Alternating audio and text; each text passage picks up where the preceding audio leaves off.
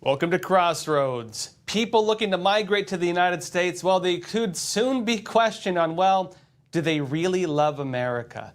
And if they don't, well, they could be rejected from the country. Now, also from the Department of Homeland Security, they're noting the term undocumented migrant is misleading. And they're pushing to bring back the good old phrase, illegal alien. Also, Elon Musk is back, and he might be changing his mind on the whole, starting a new political party type thing to vote out all Republicans who voted for the big, beautiful bill, which is basically all of them.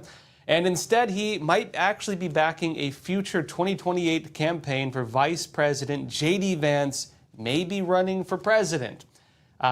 Is this a rumor? Is it true? We'll get into it. Now, I'll be talking about these topics and a lot more today. Let's jump into it. Now, before we begin, the first episode also of my new special report series, and that's a series, not just one, lot coming out. The first one's going to be out tomorrow, 10:30 a.m. Eastern Time. And in that new special feature, I deep dive into food chemicals and how we've been fed narratives about just how healthy the food dyes are in many of the processed foods that are sold here. Why do they restrict them in Europe? Are the studies that justify that not taken seriously here? Are our companies and the FDA looking at something totally different? I'm going to answer all of these questions in this special feature. I'll throw the link in the description and the live chat where you can watch it. Let me show you the trailer. Despite being among the wealthiest countries on earth, despite our quality of life, Americans are among the least healthy people in the world. We've been told two very different narratives on the chemicals in our food. This is what most Americans innocently put into their bodies these days. One of the issues at the forefront, artificial food colors. Certain food colorings, such as Red 40, which is present in widely consumed products, have been associated with behavioral issues in children, such as increased hyperactivity and symptoms consistent with ADHD. So with all these concerns, how are these dyes still allowed for use? What do we actually know about the effects of these artificial chemicals? Who are these qualified experts who generally recognize that these are okay for us to consume? Who has been making the assessment that these are generally recognized as safe? Something has led to a spike in health problems, and for some reason, it's impacting Americans much more than people in other countries. So what are we being exposed to that people in other countries are not?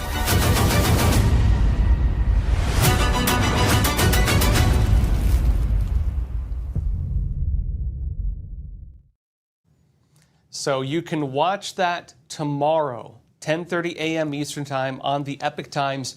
Make sure to click the link in the description to get access to it. Again, tomorrow you can watch it, and let me know what you think. Also, leave a comment. Let me know what you think of that documentary when it comes out. And let's jump into the stories now. First off, on people potentially being banned from immigrating if they don't like America enough. You better like America if you want to come here. Otherwise, they might send you right back. This is the official announcement. U.S. Citizenship and Immigration Services. This is the actual, directly from the source, right?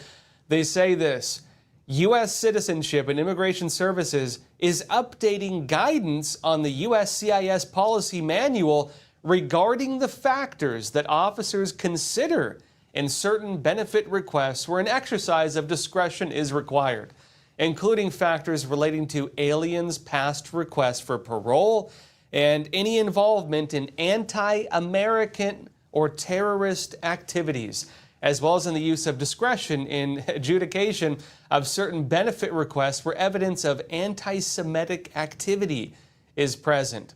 They say separately, USCIS has expanded the types of benefit requests that receive social media vetting. They're going to check your social media. And it says reviews for anti-American activity will be added to that vetting. Now, this is what they say. They say anti-American activity will be an overwhelmingly negative factor in any discretionary analysis. Are you an anti-American? Have you been posting stuff on the internet, on your social media that is anti-American? well, that's going to be taken very seriously now if you want to come here. If you don't like the country, you don't have to come here, and they might actually send you back if you don't like it. It says USCIS is reiterating its guidance that an alien's compliance with immigration laws is a relevant factor when determining if a favorable exercise of discretion is warranted, and updating the policy manual to provide additional guidance in circumstances where an alien has endorsed, promoted, supported, or otherwise espoused the views of a terrorist organization or group, including aliens who support or promote anti-American ideologies or activities, anti-Semitic terrorism, and anti-Semitic terrorist organizations, or who promoted anti-Semitic ideologies. So it's even if you have anything against, I don't know how broad that's going to be, but probably anything against Israel will probably be on that list as well. So if you're anti-American, anti-Israel, I don't know how broad they're interpreting anti-Semitism, because that can be very broad. Anything on that can actually make you ineligible for migrating to the U.S. And also importantly, any views supporting a terrorist organization. And for a long time, we've only thought of terrorist organizations as like, Taliban or Al-Qaeda and that kind of stuff. These days, remember, even the cartels are designated terrorist organizations. So I don't know if they're not stating this publicly, but I would assume if, again, terrorist support in any way is deemed as this, if you support maybe the drug dealing operations or cartels or gangs for that matter, it is possible that can also make you ineligible to come to the United States. They note that when conducting a discretionary analysis, USCIS officers will consider whether an alien's application for permission or parole was made in accordance with all applicable laws, regulations, and policies in effect at the time. And look, that's a big update. That's a really big update. If somebody is posting things on social media opposed to the United States, if somebody expresses opinions, anything related to anti-Semitism, again, that can be interpreted very broadly, whether it's against Jews directly or some even interpret it just against Israel in any possible way. That could actually impact whether or not they can migrate to the United States. Importantly also, this could be also used as a type of discretion even for like student visas, people coming to school in the United States, people trying to come here on a green card to work. This could be very, very broad. And remember also, they're talking about any kind of terrorist organization, group linked to terrorism or anything of that sort. So if you support views that are held by like Hamas or, I don't know, the drug cartels, again, it's going to be up to the discretion of the guy looking at your books, looking at your social media, but that could be something that bars you from the country. Now, what's also interesting here is that these criteria were added to the guidance on whether someone has supported or has views aligned with a terror group. And so what they're doing is they're updating that section of the USCIS standards. And it's that section on terrorism or terrorist support. If you don't like America, you just might be a terrorist. Now, DHS also commented on this new rule, and the department wrote in a statement on X, quote, "If you hate America, you have no business demanding to live in America. You don't like the country, there's a lot of other countries you can go to. If you hate us so much, well, you don't have to go home, but you can't stay here." The United States also is not just looking at whether people migrate here, whether they hate the country. They're also looking into whether people looking to migrate to the United States can actually show a positive contribution. Don't think of what the American government can do for you. Think of what you can do for the American people. And that's actually now part of the migration standards. We're not just letting you into freeload. You need to bring some benefit to the country. USCIS said this, quote, "Evaluating aliens seeking to become naturalized is the most sacred and profound responsibility that U.S. Citizenship and Immigration Services, USCIS, is charged with performing." And they say, becoming a naturalized U.S. citizen means being an active and responsible member of society. Imagine that. Instead, they say, of just having a right to live and work in the United States. We want you to be active and responsible if you're going to come here. You need to be a positive member of American society, not just somebody, again, here to make money and send it home and, flip us off as you drive off into the sunset. We don't want that anymore. They say among other eligibility factors, aliens applying for naturalization must demonstrate that he or she has been and continues to be an individual of good moral character. Now, how do you say whether someone's a moral person or not? How do you decipher morality, right? How do you tell if a person looking to migrate has quote unquote good moral character? They say GMC.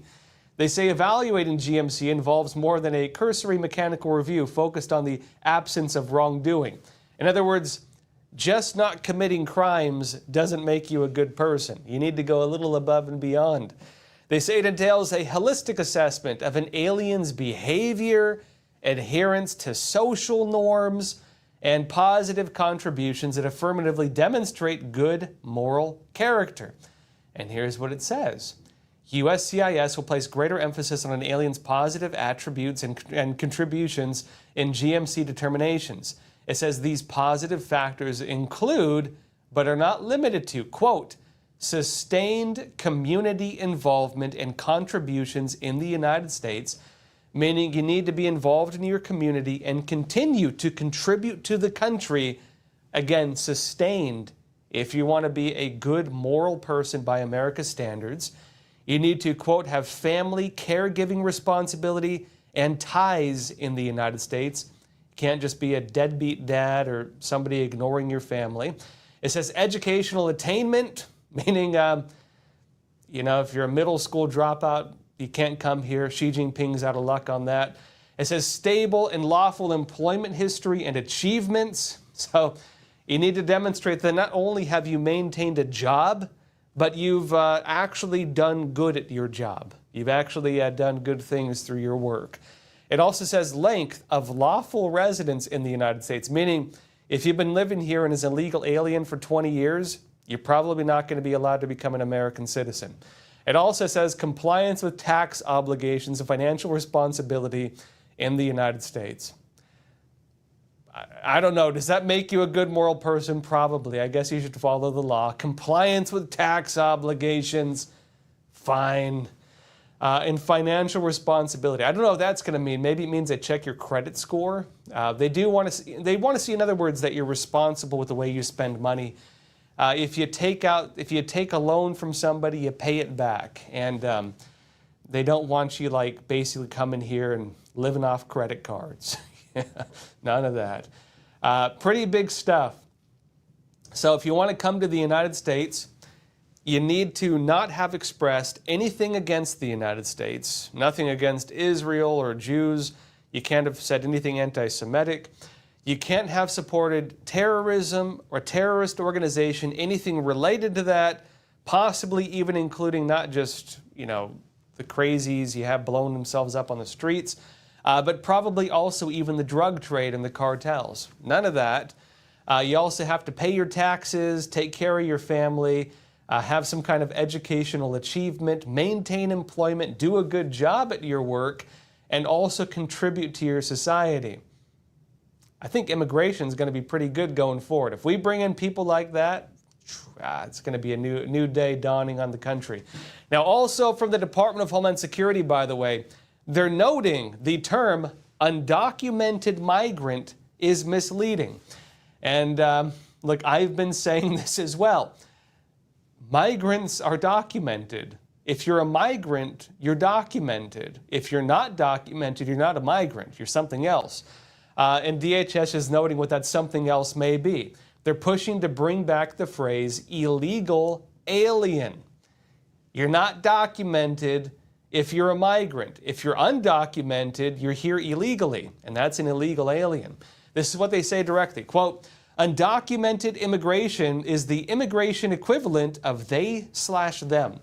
I identify as a legal resident of your country. They say DHS has no interest in the left's open borders pronouns. Get that? They're calling it the open borders pronouns. And they say alien is the technical legal term, and that is what DHS will use. Illegal is the only way to correctly describe lawbreakers. So if you're here breaking the law, you're an illegal. And they say next thing you know, you'll be calling burglars undocumented house guests. I was not robbing that home, officer. I was merely an undocumented house guest. Interesting. I identify as an undocumented visitor. That was not theft. That was borrowing, undocumented borrowing. That was not drug dealing. That's an undocumented pharmacist. You can have fun with that language if you want to push it, right? Now, that is important, by the way, because, look, I've noted the common use of language. A lot of media have changed their language from using illegal alien, which is the old way we used to use it, right? When I was a kid, that's just what you called them. Illegal alien was the technical, legal term and the political term. That's just what you called people who are here in the country illegally. They changed that from the official government standpoint. So even in government language, government documents, they changed it. They called them migrants, undocumented migrants, people suffering countrylessness or something like that. And, a lot of media, of course, followed that. I can say for a long time I've met them halfway. I've used illegal immigrant because, the hard thing you had with the Biden administration and, even the Obama administration is they changed the legal definition of people coming to the country illegally. A lot of these people were not technically aliens. Many of them were actually documented through the process of temporary, they were given, TPS, temporary protection status. Some of them were put on parole. A lot of them were put on the wait list for the amnesty system. They were given like pseudo-legal status, although technically they were still illegal immigrants. And so for a long time, that's the term I used just because, it was a weird legal middle ground they put them in. They were in no way undocumented. If you were on TPS, temporary protection status, if you were given parole, if you were, here getting government benefits, which a lot of them do, you're documented. And so these were, calling them undocumented is just legally false. So I would not use that. But it seems we're bringing back the old language. No more identifying as a pseudo-legal resident of your country. If you're here illegally, you're an illegal. If you're an alien, you're an alien, which means you're unknown. You're an unknown person.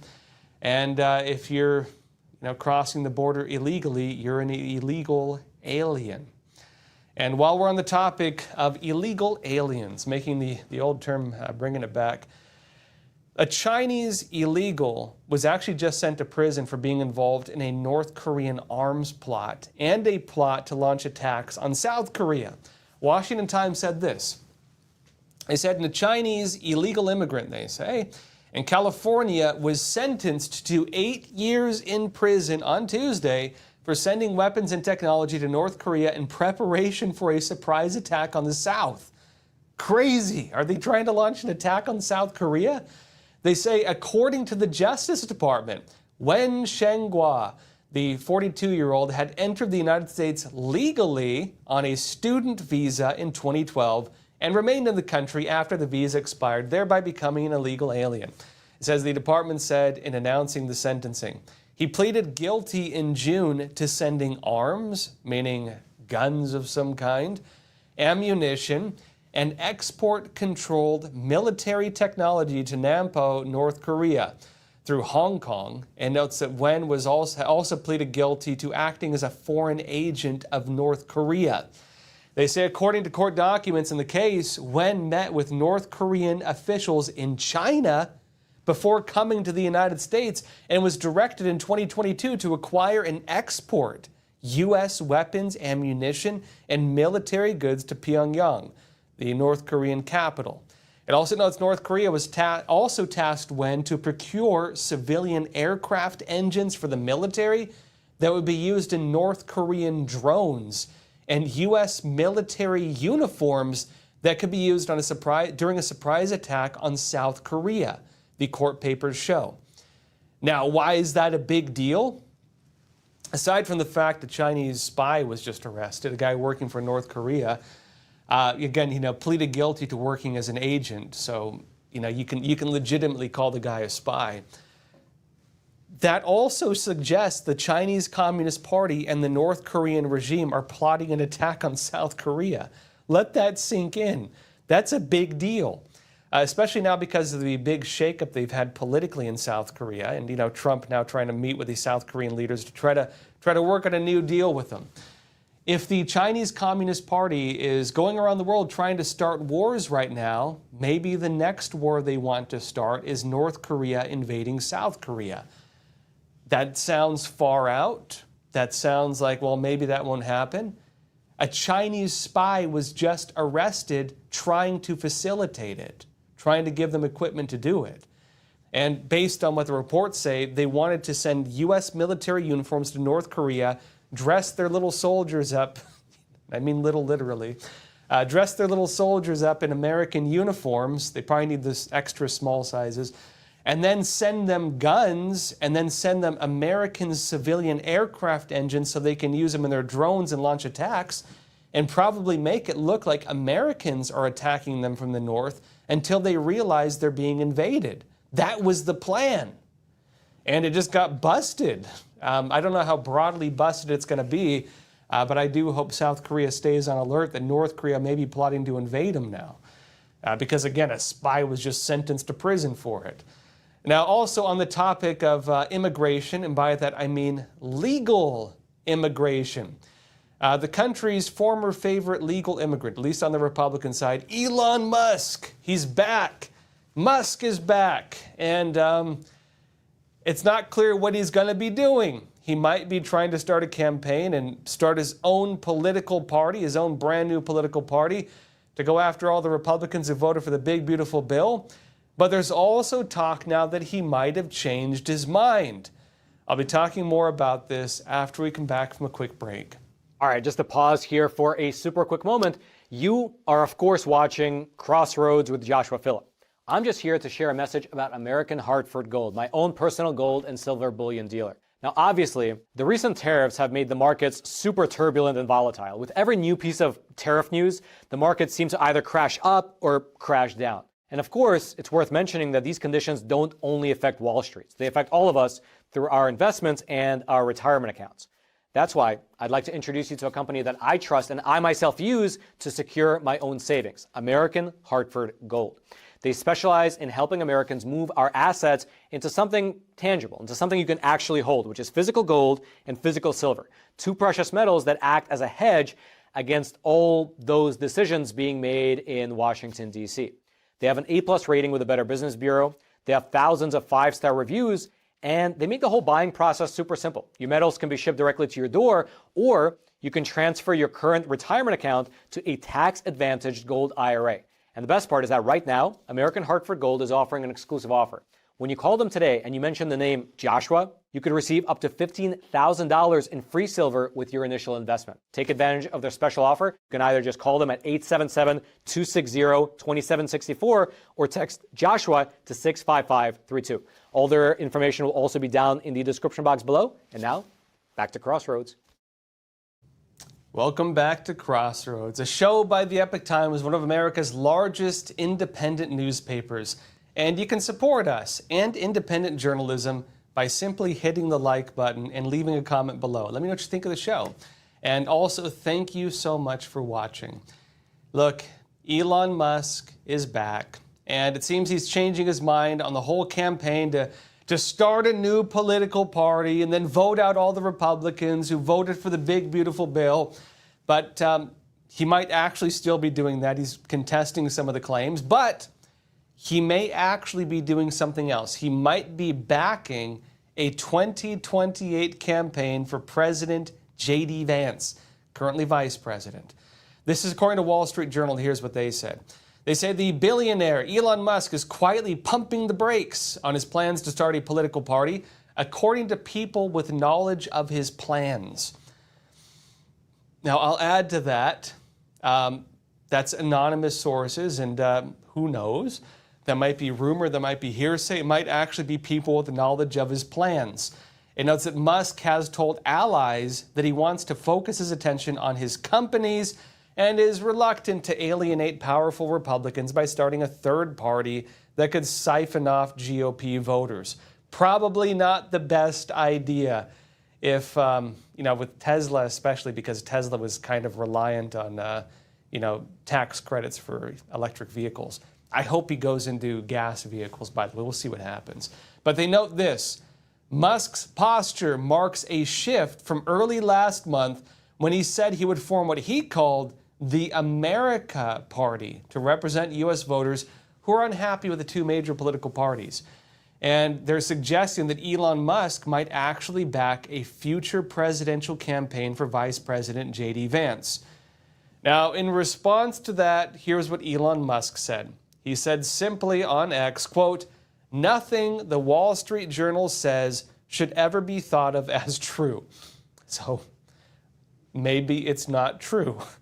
Is Elon Musk changing his plans of starting the third party, the America Party? It's actually not clear. He might still do it. That might actually work as more like a super PAC or an actual third party. It's, again, not clear. His comment on the Wall Street Journal Post suggests that he is denying their claims, but we don't really know. He might just be denying part of it. He might just be saying, I'm not going to totally back off this. I'm not pumping the brakes, as you say. It's totally possible that he still plans to move forward with what he was talking about. Because remember, what he was talking about was starting the America Party as a new third party, political party in the United States, and that he was planning to back campaigns that were going to challenge Republicans in just a few key swing districts for the midterms. He's not talking about running candidates like all across the United States, really. He was just saying if we can get a few swing counties and swing states controlled, or districts, control those, they'll have enough voice in the House of Representatives and in the Senate to possibly have some political weight. And remember, because Republicans have a very narrow hold on Congress, if you get a few people, if you get 5 people in Congress who are with like a third party, but kind of align with maybe Republicans or Democrats, those 5 people can actually impact policy. That's what Musk is talking about here. And look, we already have something similar to that. On the Republican side, you had what was called the Freedom Caucus. During Biden's term in office, the Freedom Caucus of the Republicans was more like the very pro-Trump faction among Republicans, and they were going against a lot of the more conventional, Republican National Committee type Republicans. The Freedom Caucus was kind of like the policies of Donald Trump. On the Democrat side, you had the Squad. Well, you still do, right? That's AOC and Rashida Tlaib and those ones, right? The Squad representing a very far-left, socialist or progressive, what do you want to call it, political faction. And the Squad, because they can block Democrat actions, if Democrats don't align with them, they can impact policy. Musk is talking about doing the same thing to Republicans. Musk is talking, or maybe even Democrats actually. Musk is talking about creating a new little group within Congress that has enough ability to block certain actions unless people fold to some of their demands. We're not going to sign that bill unless you remove X and Y and you put Z in there. Take that out, put this in, then we'll vote for it. And you can actually impact policy. That's what he's talking about. Now, it's also not clear if Elon Musk plans to back JD Vance for a potential 2028 run for president. Leading up to 2028, we don't know who the candidates are yet. JD Vance is not saying he's going to run for president. I don't think he can just yet anyways. He can't announce it. On the Republican side, it seems the strongest backing for the future candidate is going to be between JD Vance and Marco Rubio. And then there's the wild card that Trump just runs again. He says he's not going to do it, but then he always thinks about it for a minute and he's like, maybe I should kind of thing. I don't know if he's just trolling people or what, but that's kind of where that's at. On the Democrat side, they're talking about, Gavin Newsom in California. They don't really have a clear choice yet. AOC is also on the table. We don't know who it's going to be yet. Back to Elon Musk, though, it's not really clear where he stands on things. Maybe he is backing off, maybe he's not. We'll have to wait and see. Also, look, meanwhile, speaking of another possible war between North Korea and South Korea and Russia and everything else, well, we might also see one in Latin America. Newsmax said this: the United States is deploying 3 Aegis-guided missile destroyers to the waters of Venezuela as part of President Donald Trump's effort to combat threats from Latin American drug cartels. And remember, they've now designated the leader of Venezuela as the leader of a Mexican or Latin American drug cartel. So when they say combating threats from Latin American drug cartels, they basically regard the Venezuelan government as being tied in with a drug cartel, the official designation, by the way. Now, they know this is according to a U.S. official briefing on the planning. A U.S. official briefed on it, and they say this: a Defense Department official confirmed that the military assets have been assigned to the region, Latin American waters, in support of counter-narcotics efforts. It says the official, who was not authorized to comment about the military planning, said the vessels, these Aegis destroyers, would be deployed over the course of several months. It adds the deployment of U.S. destroyers and personnel comes as Trump has pushed for using the military to thwart cartels he blames for the flow of fentanyl and other illicit drugs into American communities and for perpetuating violence in some U.S. cities. Now, alongside that, again, gradual deployment of these Aegis destroyers, the United States is also sending 4,000 troops on that mission. How does that divvy up between, the crew on the ships versus possible ground forces? I'd assume if you're sending 4 destroyers, a lot of that is going to be, personnel on those destroyers, and then probably a few Special Operations Command, troop forces, and then maybe a few others. Venezuela, though, they're freaking out. Venezuela is mobilizing a militia right now as we speak of around 4.5 million people. They're getting ready for a war, although with a not very well-armed militia. Now, some context to this also, though. Remember, it was President Joe Biden who they actually designated the Venezuelan leader, Nicolas Maduro, as the leader of the Cartel of the Suns. This is a designation that actually, it's been maintained by the Trump administration, but actually came from the Biden administration. The Biden administration issued this stance.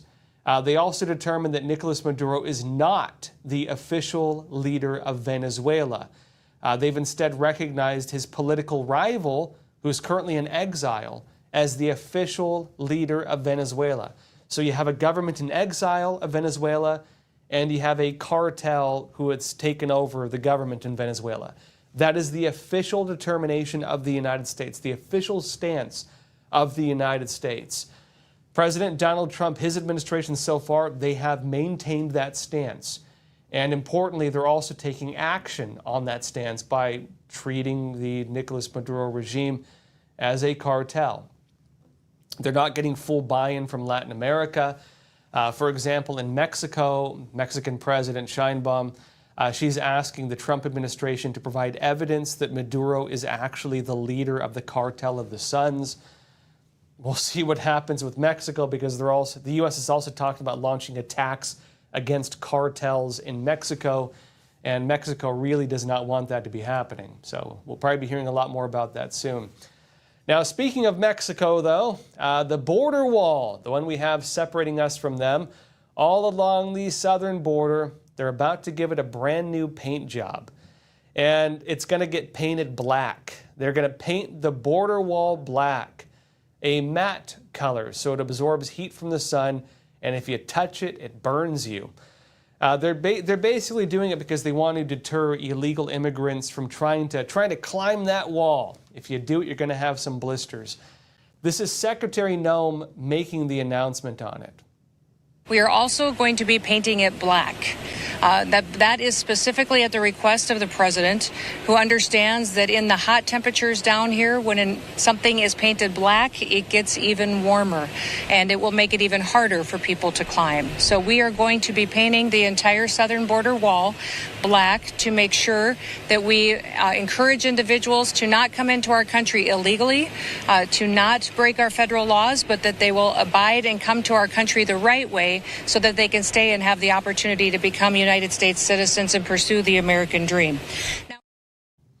So how exactly is that going to work? Well, let's put it this way. For all of you watching, when you were kids, did you ever go to a playground in the summer and they had a metal slide? Did you try to go down that metal slide exposed to the sun during the summers in the 90s? Anybody who remembers would know to avoid the metal slide during the summers in the 90s. I don't know if they still have those metal slides, but for those who don't remember, or maybe were born after that, they would give you third-degree burns. You did not want to touch the metal slide in the summer. At the very least, you'd want to like spray it with a hose or get like a bottle of water and pour it on the slide. You did not go down the skillet. You didn't want to slide down the skillet in the playground in the summers in the 90s. And look, it could be the border wall now having that effect. And look, it's also not just that either. The border wall is also being built taller. They're also extending it deeper underground to prevent any breaches. And they're also putting additional cameras and sensors on the fence and in the area to help secure the border. Department of Homeland Security, they're also saying they're going to build a waterborne infrastructure, which, by the way, they had at Texas in the Rio Grande. They have these buoys up and like certain barriers and so on. They're also putting stuff in the water so you can't just go in waist-high water and walk across to the United States.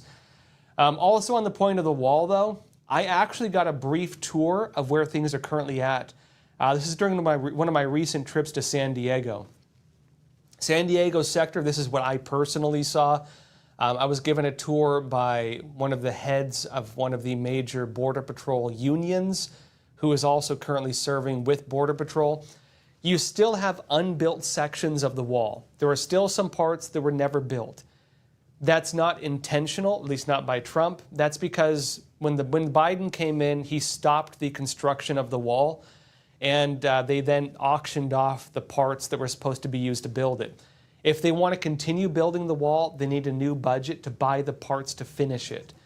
The Trump administration probably does now have that budget through the BBB, the Big Beautiful Bill. What I also saw, remember there were stories of the military going in, helping secure the border. In the San Diego sector, what they did was they put up barbed wire.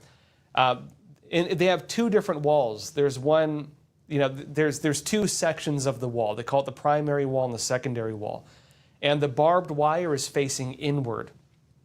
They have it not just at the top of the wall, they also have it at the bottom to deter people from trying to walk up to it and climb over it.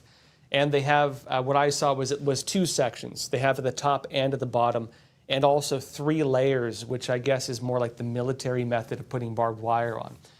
The intent of that is not to work as like a mouse trap. They're not trying to catch people. They're trying to deter them. They want to make people look at that and then decide, hey, I don't want to climb that wall. And it seems the other things they're doing right now, they're also meant as deterrents. They don't want people to try and climb the wall, including, for example, using the black matte paint and making it hot. Don't touch it. Don't go near it. Don't try to climb it. Don't get stuck in the barbed wire. Don't climb to the top and try to jump off and break your legs. It's not happening that much, but it is happening. When I was there also, what I was told is that the crossings in the San Diego sector, they went from like hundreds or 1,000 people a day to double digits. They're not getting that many at all now. And when they do get people trying to cross, they catch them very quickly.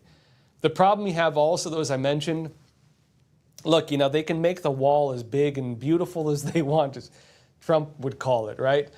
But you have sections that are just not secured at all. Like in San Diego, they have this huge wall, barbed wire, sensors, everything set up. and you walk down the street a bit and there's just no wall anyway. Like, it's like putting up like a big gate and a barbed wire fence and electrified stuff and guard dogs chained up to it, and then you have like the door open right next to it. Like, you know, it kind of defeats the whole purpose. I mean, on that point, they do put additional security in place on the openings, but it kind of defeats the whole purpose of having a wall if you just leave the door open, which is what has been happening because they, again, during the Biden administration, they stopped the construction of the wall.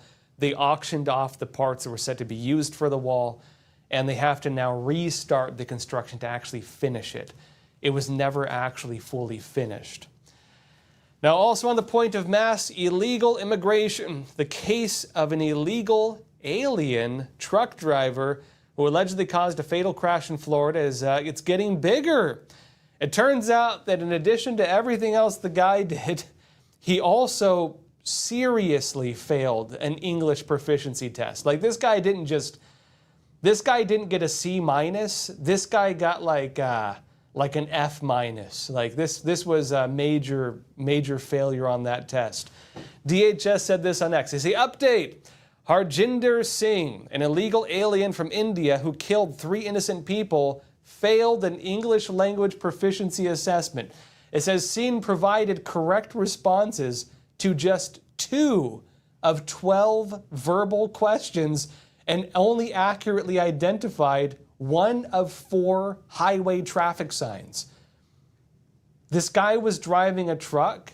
He had a permanent CDL, a commercial driver's license. The guy was like driving a semi, and he could not identify traffic signs. He didn't know what traffic signs meant. He could only identify 1 out of the 4 they actually showed him. Imagine that. The guy cannot read a traffic sign, and he was driving a truck. Now, Gavin Newsom, it says, of Sanctuary City, California, gave this illegal alien who cannot speak English a commercial driver's license to drive an 18-wheeler. And it says DHS will work with U.S. DOT, Department of Transportation, to root out and prevent illegal aliens from obtaining these licenses from sanctuary jurisdictions that put American drivers and passengers in danger.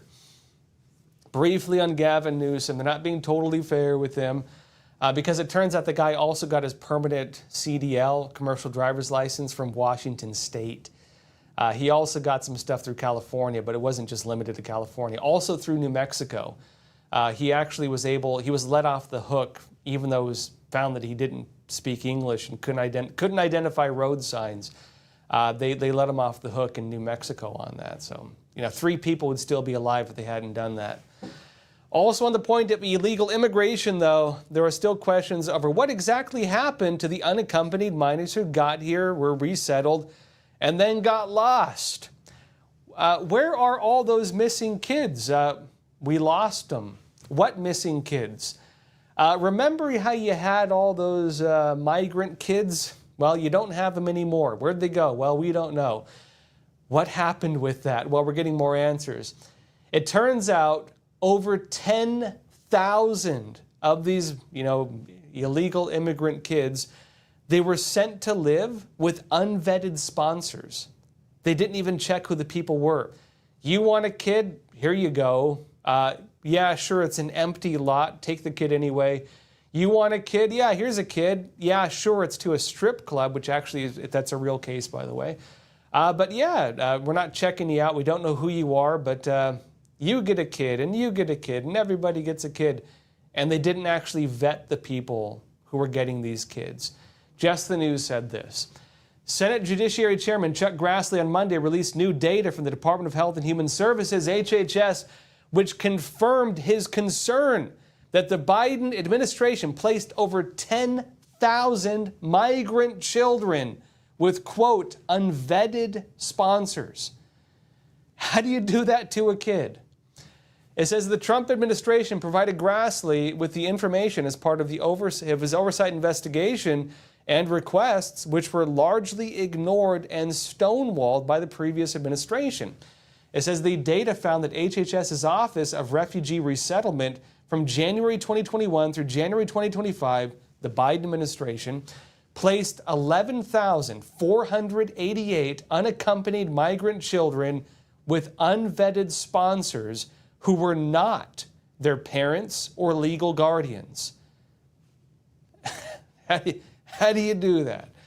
And it adds, during that same period, the department also declined to conduct home studies for over 79,000 migrant children under the age of 12, including in homes where a study was recommended. Go check on those kids. Don't think I will. 79,000 of them. Imagine that. Let that sink in.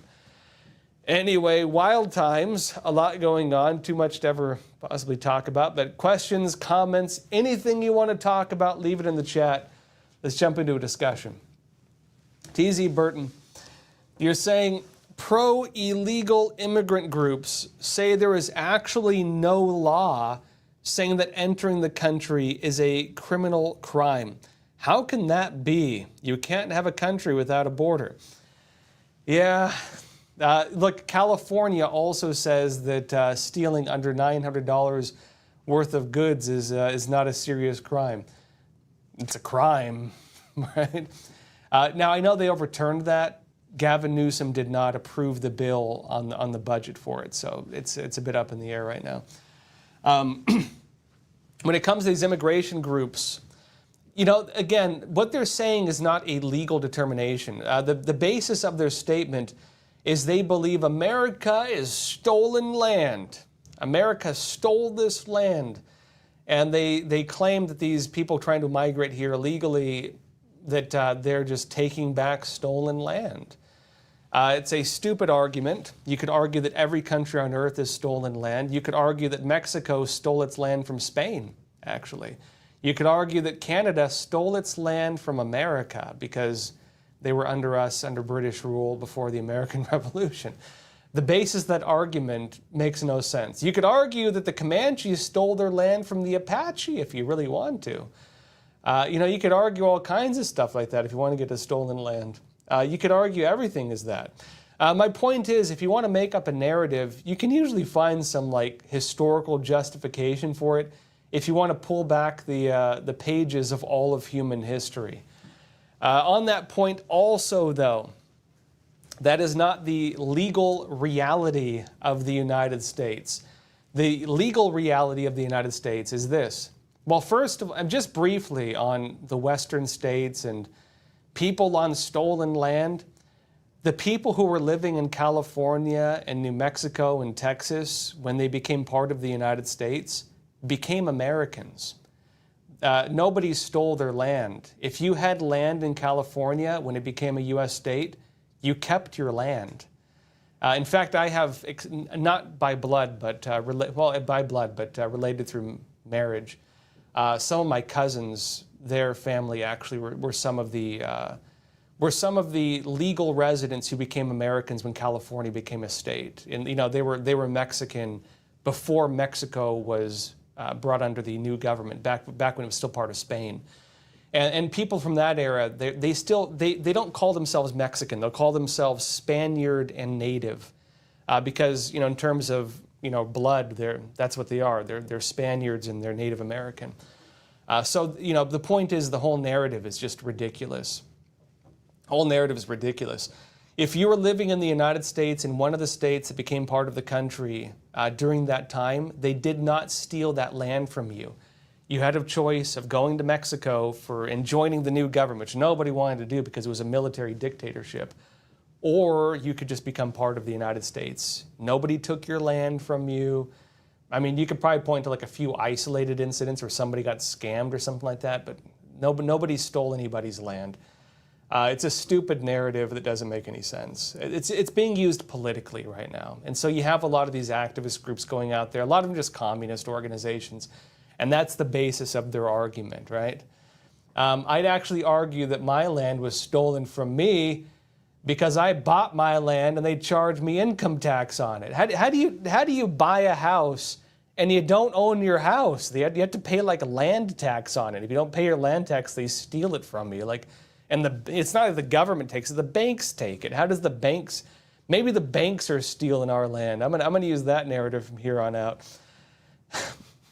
On a funny note, look, I'm more mixed race than the than the number of Lucky Charms in a bowl of cereal. All right, I'm so mixed race I can't call myself anything, but I grew up a lot with Hawaiian culture because part of my family, they were the original settlers in Hawaii, North Shore and Oahu, right?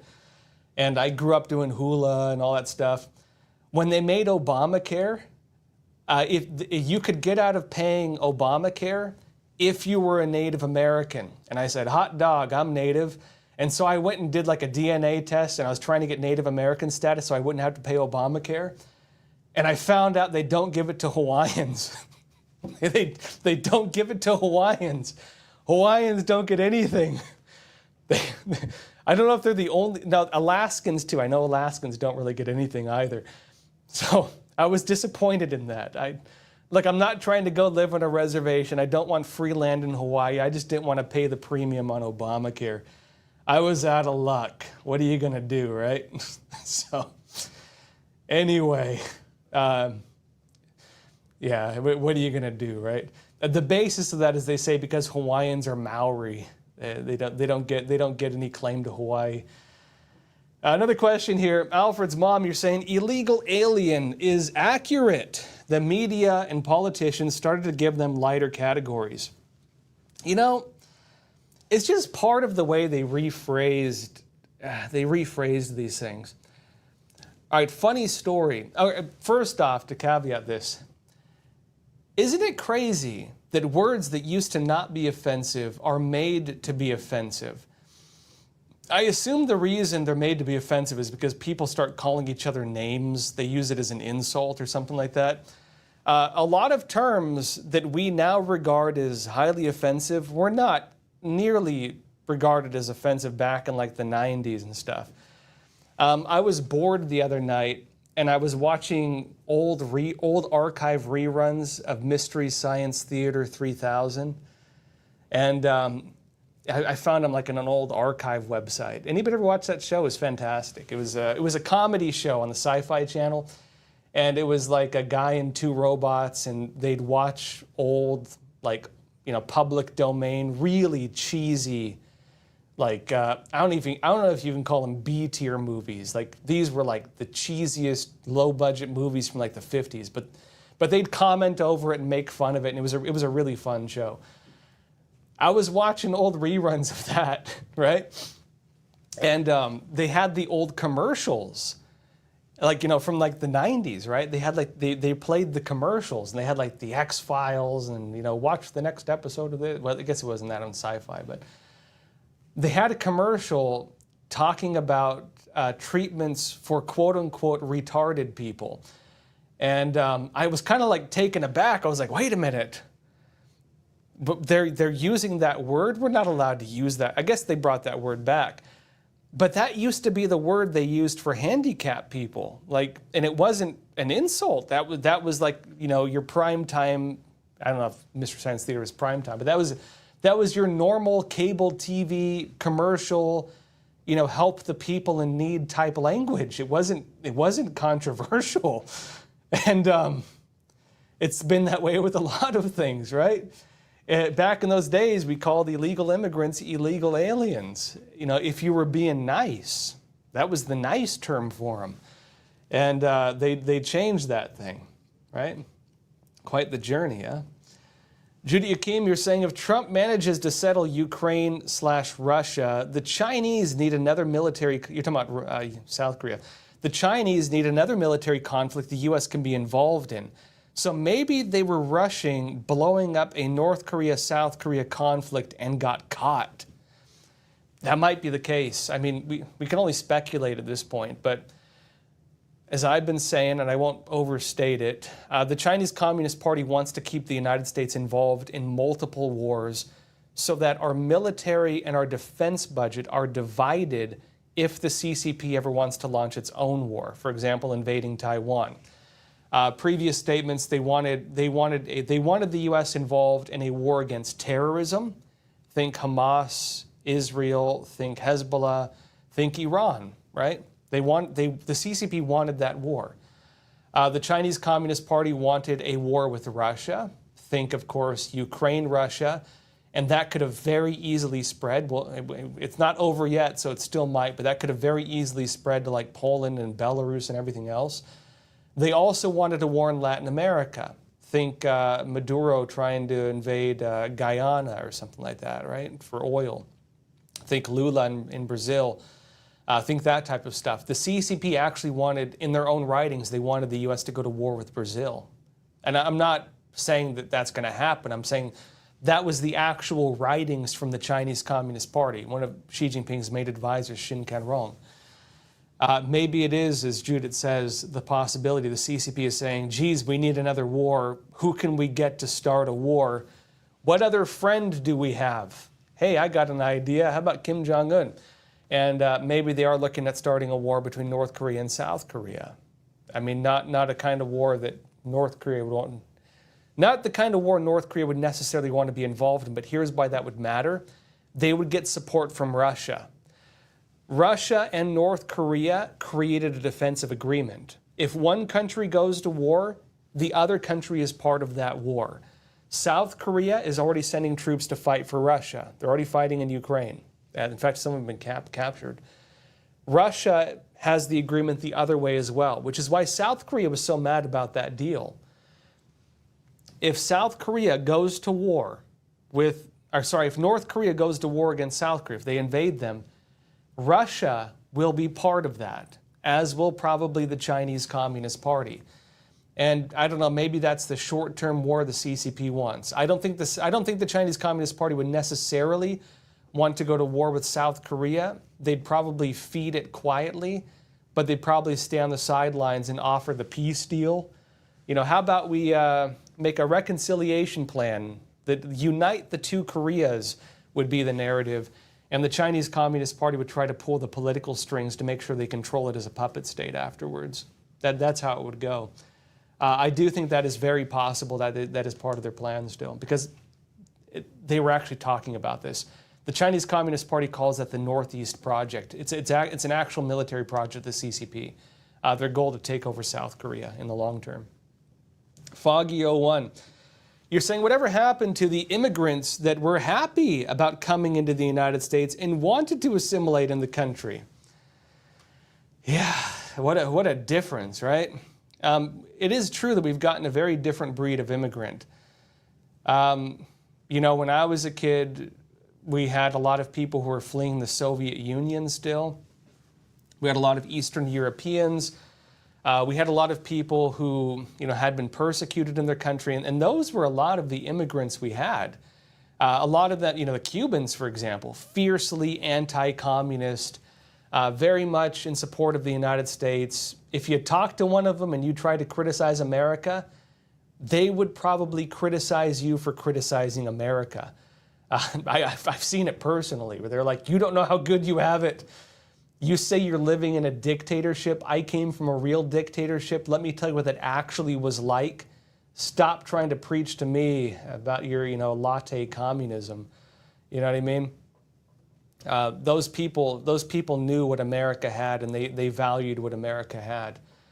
It is true these days, a lot of them are very different. They're coming here being like, America's stolen land, globalize the intifada. They're saying all kinds of stuff like that. They very openly dislike the United States. They very openly claim that America owes them. They say they're entitled. They come here saying, where's my free handouts? If you give them free food, they'll complain the food is not good enough for them. That's the kind of people we've been bringing in. Not all of them, but you know, I think those people have made a lot of the normal, old school immigrants look bad. You still do have a lot of fantastic immigrants coming here. I know a lot of them. I have a lot of friends who are immigrants. My wife is an immigrant. You know, she comes from France. Her family's from Cambodia. I know a lot of people who are here whose families were persecuted in China or other countries. I know a lot of people who suffered, and so we still have a lot of good immigrants. By no means do I want to sound like I'm against them by any means. But on that point, it is true that we've brought in a lot of them who very openly hate this country, and I think they kind of ruin the party for everybody. They're the ones giving everybody else a bad name. And so You know, actually, I do think even for the sake of America's immigration policy, doing some additional vetting, making sure that if you come here, you actually like this country, you know, at least like the country you're going to. Come on, like that's a kind of a low-end bar. That's a very low bar to set. You know, and hey, maybe be a productive citizen. That's not asking too much. I think that if they do that, it will improve America's perception of immigrants yet again. And so I do think that'll be good, not just for them, but also in terms of how we view you know, immigrant populations, which I think will be good also for the old school ones as well. All right, everyone, that said, don't forget the new episode, the new feature is coming out tomorrow. It's not technically a documentary. Some of the ones I'm planning on filming are closer to a documentary, but these are going to be like 25-minute investigative features. These are some of them are on-the-ground reports. Some of them are just real heavy research. The one I have coming out tomorrow, that one is going to be my investigations into what are these artificial chemicals in our food, these artificial food dyes. Now, look, I was looking into the MAHA report. What are these chemicals? They want to talk about banning, you know, Red 40 and Red 5 and all these tons of them, right? Are these actually harmful? Are these actually harmful to us? Do they actually cause cancer? Do they cause ADHD in children? What are the actual studies on them? What do they say? I've gone and I've read over a ridiculous amount of scientific reports. I actually read the reports. I spent a very long time doing due diligence, seeing what they actually said. And then I went and read through all the laws. What are the laws in Europe? What are the laws in Canada? What are the laws in the United States? I went and did all the reading. And I will present to you tomorrow in the episode 10:30 a.m. Eastern Time what is actually going on with these chemicals. Why are they banned? They're not actually banned in Europe. Why are they restricted in Europe? What are the actual laws in Europe? Why are they restricted in other countries? What studies are they looking at? Are those different from the ones being looked at in the United States? Why does the FDA allow this? What is the involvement of the food corporations? What is the involvement of the other organizations involved with this? What are the back doors and loopholes that have allowed this into our food? And most importantly, what is the potential impact on the kids who are actually the biggest victims of this? They're most affected by it. What is the actual impact of the kids who are buying all those colorful cereals and candies and everything else? What is it actually doing to them? I'm going to answer all of these questions in this feature, which airs tomorrow, so be sure to watch it. 10:30 a.m. Eastern Time, currently only on Epoch Times. So go to thepochtimes.com or follow the link in the description. Be sure to check it out, bookmark it. It doesn't air till tomorrow, 10:30 a.m. Eastern Time. And once you watch it, please be sure to share it. Tell your friends or family about it. I do think this can have a very positive impact. I'm not going off on tangents or a limb with this. I'm showing you hard evidence. So this is very solid research, undeniable. And so that's going to be tomorrow. That said, everyone, thank you so much for being here. Let me know in the chat what you think. Do you think we should bring back illegal alien? Do you think it's offensive? Do you think people need to quit being so offended by everything? Maybe that's the real solution we need. Maybe that's the solution we need. Just stop being so offended. Language is not going to kill you. And maybe that's the big fix. I don't know. Do you think that contributes to bullying? And no, we do need to restrict it. Tell me in the chat. How do we deal with these things? What do you think? That said, again, you can join me tomorrow, 10:30 a.m. Eastern Time for the special feature premiere. That's, again, only on Epoch TV, Epoch Times. So if you're on YouTube, be sure to watch it there. In the description, check the description. And I will see you all soon. In the meantime, please take care of yourselves, stay informed, and stay free. Thank you.